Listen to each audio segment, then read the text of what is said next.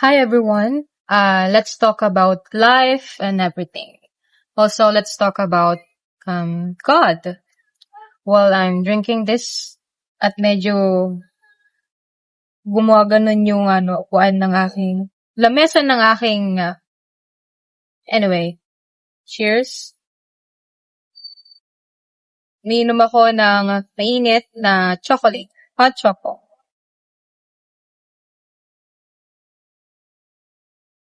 So, ayun. Nandito ako sa rooftop. At ngayon na lang ulit ako nakapag-vlog kasi naging busy. May mga nakilala, may mga inalis at may nilagay. Ayun. So, ano po bang natutunan ko sa aking buhay ngayong buwan ng February? Well,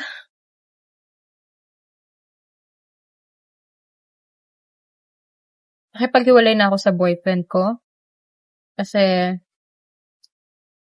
ano nga ba ang buhay? Mag-asawa lang ba? Mag-anak? Makipagrelasyon? Kumain? Mag-inom? Sa tingin ko, hindi ganun ang buhay na binigay sa atin ng Diyos. Ang buhay ay ang pinaka-purpose ng buhay ng isang tao ay yung maglingkod siya sa Diyos. Indeed.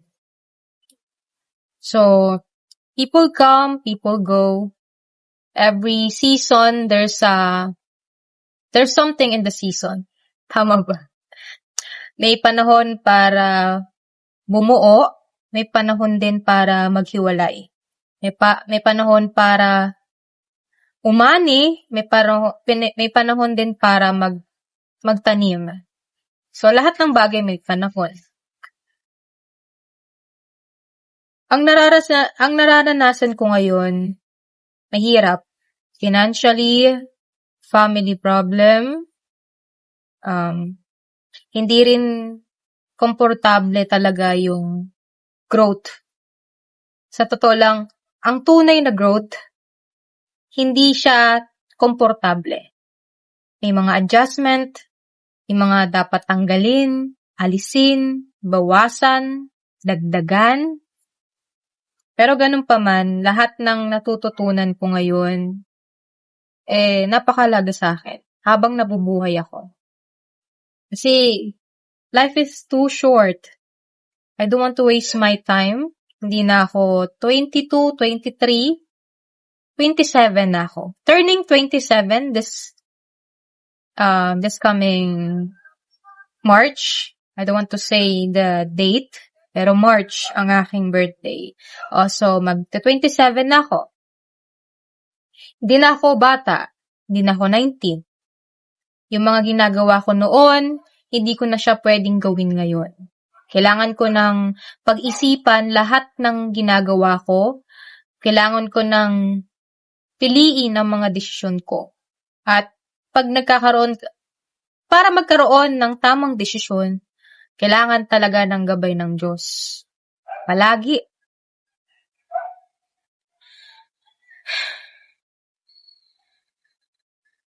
Mahirap din yung buhay ng tao ngayon. Sa totoo lang. Niniwala ako na hindi lang ako ang nahihirapan, kundi yung mga kapitbahay ko rin, mga kaibigan. We all have a different struggle in our lives. Diba? Pero naniniwala ako na hindi ako habang buhay ganito.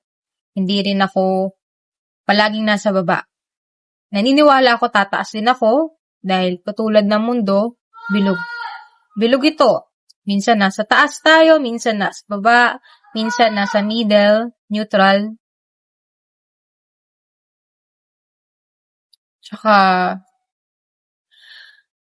okay na rin na nararanasan ko ang paghihirap sa buhay kasi hindi ko malalaman na buhay ako kung hindi ako nahihirapan at nasasaktan.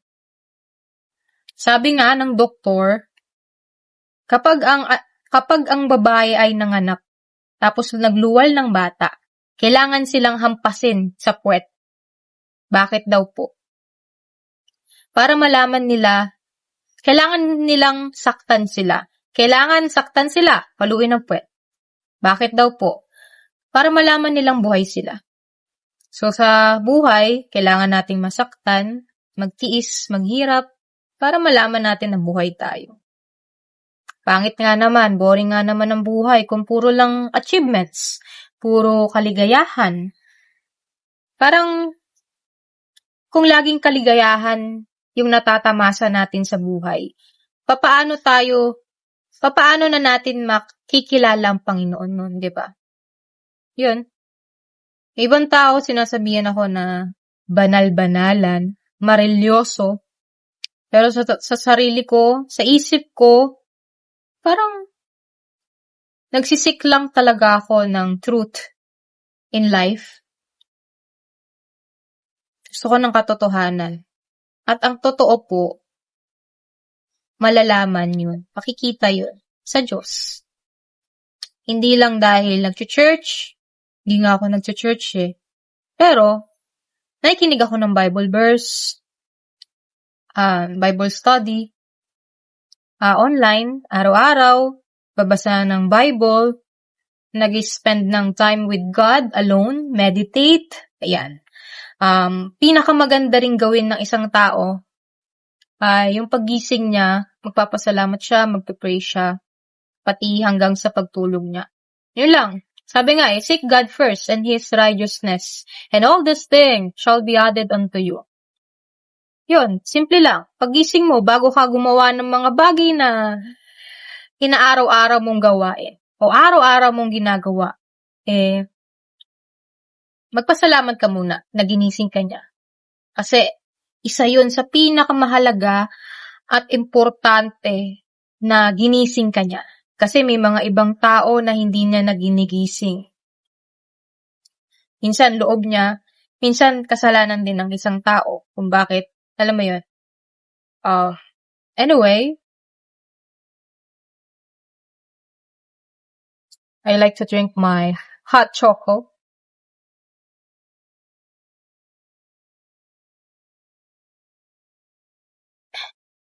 Sarap. Mas gusto ko ang hot choco kaysa sa hot dark choco. Yan, mga gusto ko yan. Ayoko ng coffee. So, minsan, yung mga kaibigan ko, pagka inaaya nila ako magkape, sumasama naman ako. Pero, ang in-order ko, it's non-coffee, mga chocolate, dark chocolate. Yan lang.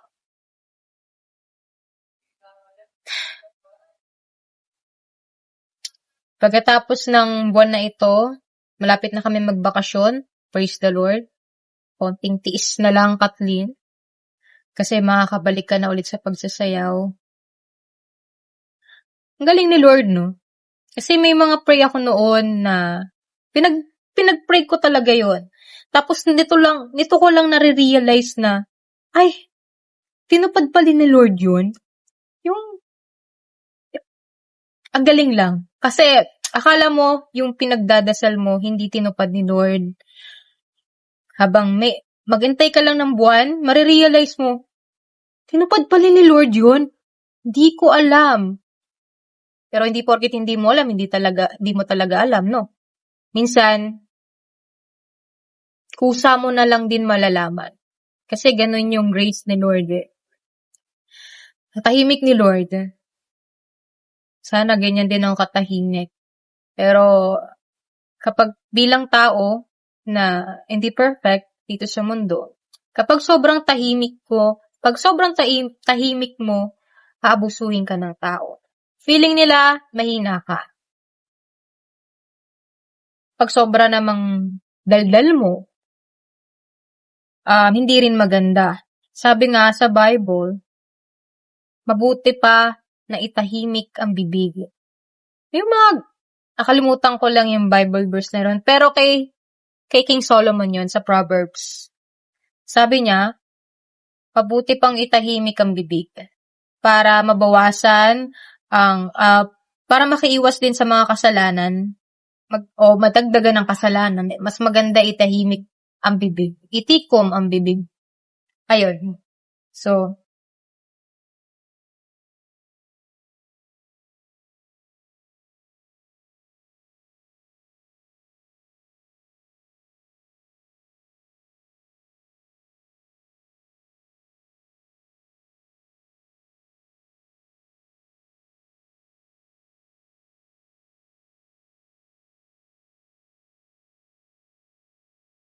So, yun lang. Gusto ko lang mag-upload ng video ngayon. Kasi kahit papano, hindi lang naman ang dahilan kung bakit ako nag-YouTube for fame. Na-experience ko ng maging popular. Noon, pinaranas na sa akin ni Lord yan. Okay na yan, sapat na yan. Doon ko na-realize na mas okay pa rin yung merong kang pribadong buhay. 'Di ba? Tsaka, kung sino yung mga kumikilala sa'yo, yun na yun. Kung sino yung may gusto sa'yo, yun na yun. Pag maraming nakakilala sa'yo, maraming may chance na makaaway o awayin ka, o mas lalo pang may mga taong magkaroon ng hate sa'yo. I don't know. Some of people are really a hater, di ba? Even if you don't do anything to them, you just do your own thing, people will hate you, they mad at you without knowing. Basta ganun. So, okay na to, privado. Kaya ako nag-upload, parang naging diary ko na lang din. For example, pagka tumanda na ako, makikita ko itsura ko, ganyan pala itsura ko nung bagets-bagets ako. Ganyan pala akong nung bata ako. Magaling pala akong magsalita. Magaling pala akong sumayaw. Ewan ko. Yun lang. I mean, hindi naman ako kagalingan sa lahat ng bagay. Nagiging tanga rin naman ako, nagiging bobo. Kapag may gusto akong matutunan, kailangan ko munang maging bobo bago ko matutunan yun. Bago ka maging matalino, magiging tanga ka muna. Kasi hindi mo alam yung gusto mong matutunan.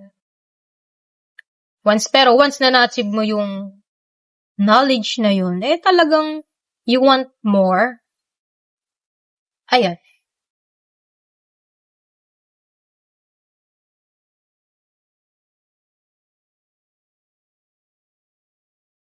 Yun lang. Bye-bye.